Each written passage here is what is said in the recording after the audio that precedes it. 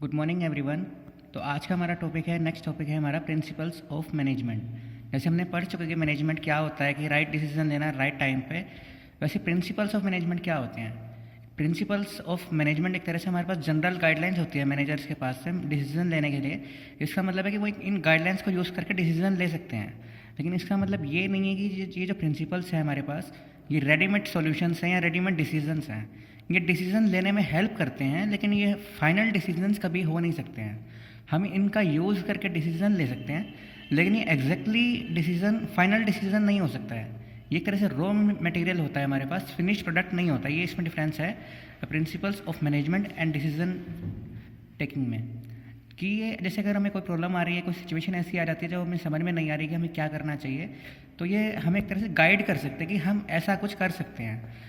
इसमें जैसे मैंने लिखा भी हुआ है कि they don't have to be applied exactly same. हमें ज़रूरत नहीं है कि हम जैसा इसमें कहा गया है, जैसा इसमें एक्सप्लेनेशन है, वैसा ही हम उसे हर जगह अप्लाई करें। हम अपनी पर्सनलाइजेशन के अकॉर्डिंग, अपनी क्रिएटिविटी के अकॉर्डिंग इसमें चेंजेस कर सकते हैं। इसका मतलब कि प्रिंसिपल्स ऑफ मैनेजमेंट जो है फ्लेक्सिबल है, रिजिड नहीं है। जैसा कहा गया है वैसा ही करना हमेशा ज़रूरी नहीं होता है। किसी किसी सिचुएशन में हम उसको बदल भी सकते हैं, मोल्ड भी कर सकते हैं। तो means there is are general guidelines for decision making. ये गाइडलाइंस ऐसी हैं जो अलग अलग तरीके से अप्लाई की जा सकती हैं, जैसे कि ज़रूरत पड़े। तो ये है प्रिंसिपल्स ऑफ मैनेजमेंट। सिर्फ गाइडलाइंस है मैनेजर के पास में जो उसे हेल्प करता है कुछ चीज़ें मैनेज करने में, जो यूनिवर्सली एप्लीकेबल भी है। अब हम आगे पढ़ेंगे सिर्फ नेचर, फीचर्स एंड करेक्टरिस्टिक्स।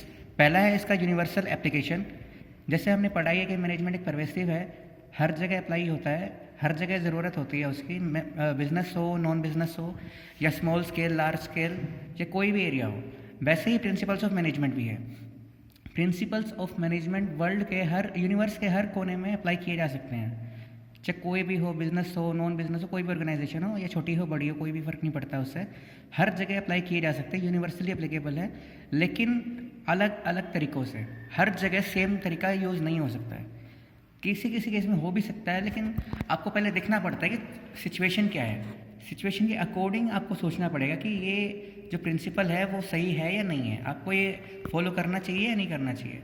तो it means management principles are pervasive, universally applicable है, यूनिवर्स के हर कोने में इन्हें फॉलो किया जा सकता है। ऐसा नहीं है कि इंडिया में आप फॉलो कर रहे हैं, या तो फिर चाइना में फॉलो नहीं हो रहा है, या यूरोप में फॉलो नहीं हो रहा है, ऐसा नहीं हो सकता है। जैसे कि लॉकडाउन ही है, ये भी कोई तरह से मैनेजमेंट ही है, ये भी वर्ल्ड के हर कोने में फॉलो किया जा रहा है। तो ये जो प्रिंसिपल है मैनेजमेंट के, ये हमें सिर्फ गाइडलाइंस प्रोवाइड कर रहे हैं, ये हर जगह पे एप्लीकेबल हैं। ऐसा नहीं है कि एक जगह पे ठीक है, दूसरी जगह पे नहीं करा जा सकता, लेकिन सिचुएशन के अकॉर्डिंग हमें देखना पड़ता है कि क्या पॉसिबल हो सकता है।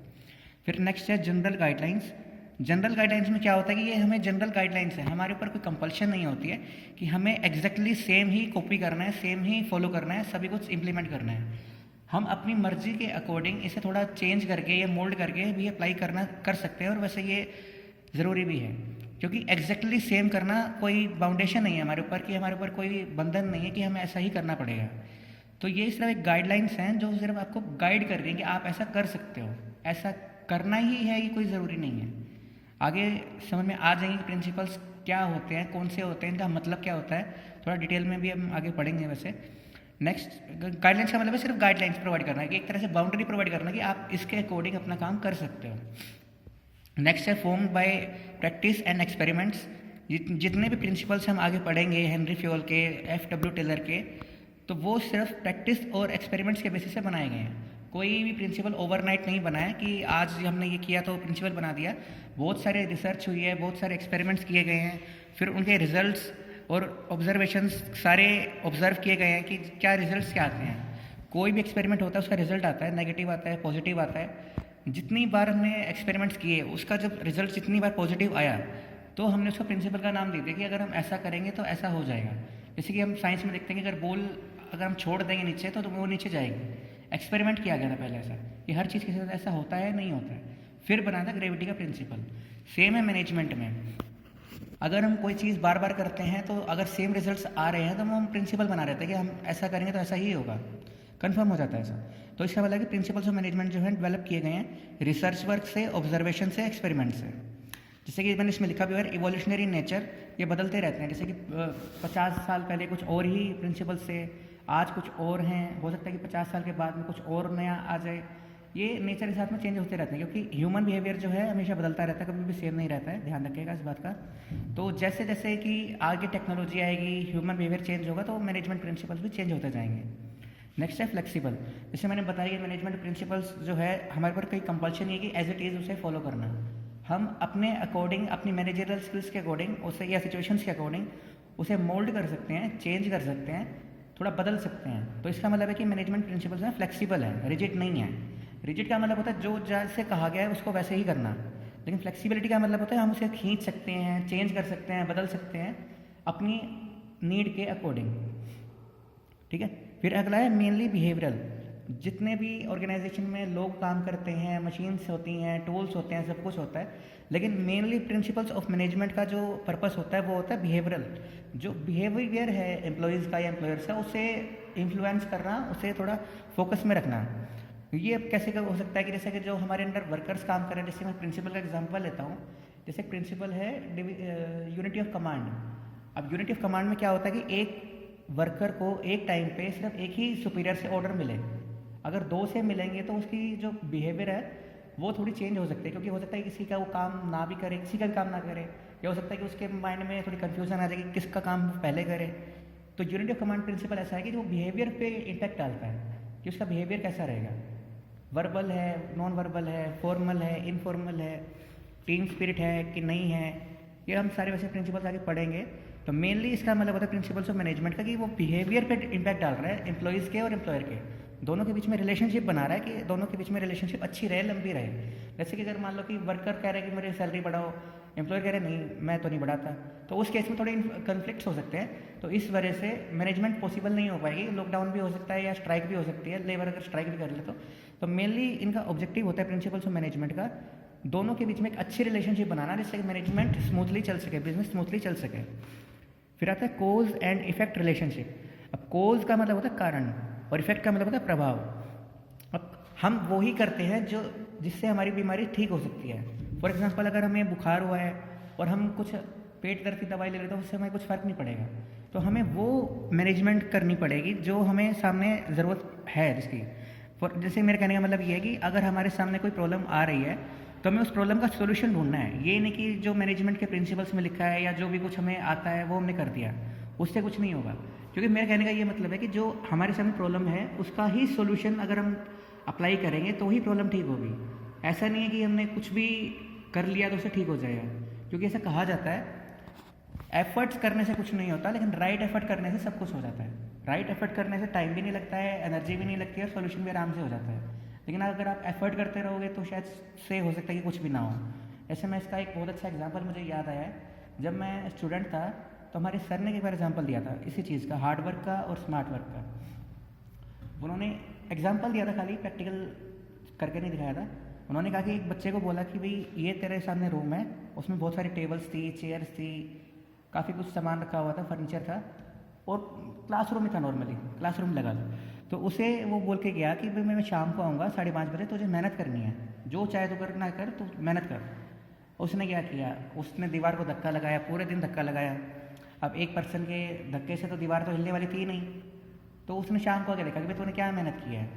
तो उसने बताया कि मैंने दीवार को धक्का दिया। कह रहा मुझे तो नहीं दिख रहा तूने मेहनत की है, क्योंकि दीवार तो वहीं पे ही है।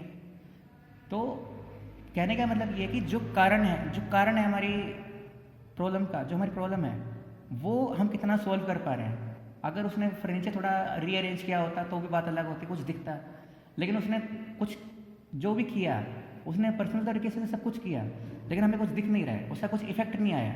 तो मेनली ये होता है कि मैनेजमेंट प्रिंसिपल्स का क्या होता है, कोज एंड इफेक्ट रिलेशनशिप बनाना। जो कारण है उसको ठीक करने के लिए हमें कुछ भी सोल्यूशन ढूंढना, वो बहुत ज़रूरी होता है। लास्ट पॉइंट है इसका कंटिजेंट। कंटिजेंट का मतलब होता है डिपेंडिंग अपॉन सिचुएशन। अब डिपेंडिंग अपॉन सिचुएशन का मतलब क्या होता है, जैसे कि बहुत अच्छी मैनेजमेंट जो होती है, बहुत अच्छी कंपनी जो होती है, वो फ्यूचर को माइंड में रख के चलती है।